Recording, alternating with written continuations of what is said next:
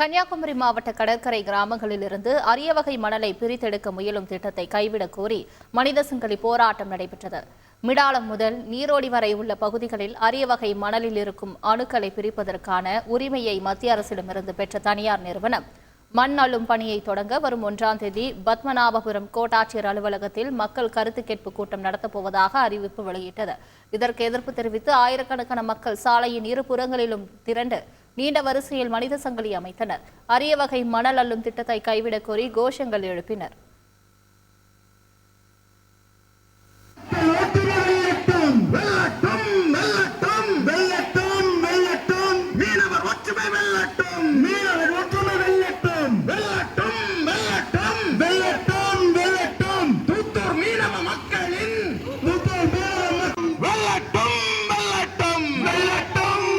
மத்திய அரசானது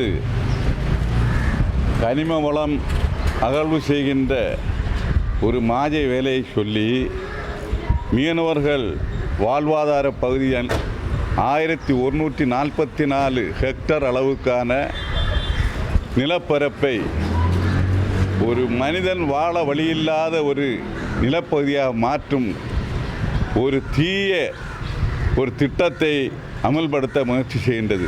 டாலக்காடுல இருந்து நீரோடி வரைக்கும் மணல் எடுக்க போறதா மத்திய அரசு அறிவிச்சிருக்கு. அதுக்கு நாங்க கடலோர மக்கள் எந்த விதத்திலையும் நாங்க சம்மதிச்சு தரப்போறதே கிடையாது. ஏன்னா லட்சக்கணக்கான மக்கள் வாழக்கூடிய இந்த இடத்துல லட்சக்கணக்கான வீடுகள் இருக்கக்கூடிய, அதுவும் கடலையே நம்பி நாங்க வாழ்றோம். இப்படி ஒரு கிராமமே அழிய போற அளவுல நீங்க மண் எடுத்து என்ன சாதிக்க போறீங்க?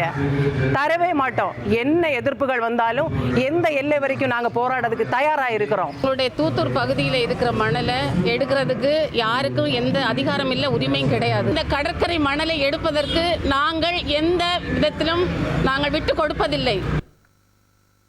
கன்னியாகுமரி மாவட்ட கடற்கரை பகுதிகளில் இருந்து அரிய வகை மணல் அள்ளுவதை தடுத்து நிறுத்த கோரி வள்ளவிளை மீனவர்கள் போராட்டம் நடத்தினர். வள்ளவிளை மீனவர் கிராமத்தை சேர்ந்த 1000க்கும் மேற்பட்ட மக்கள் மணல் ஆலைக்கு எதிர்ப்பு தெரிவித்து கடல் பகுதியில் போராட்டத்தில் ஈடுபட்டனர். இச்சம்பவம் அப்பகுதியில் பரபரப்பை ஏற்படுத்தியது.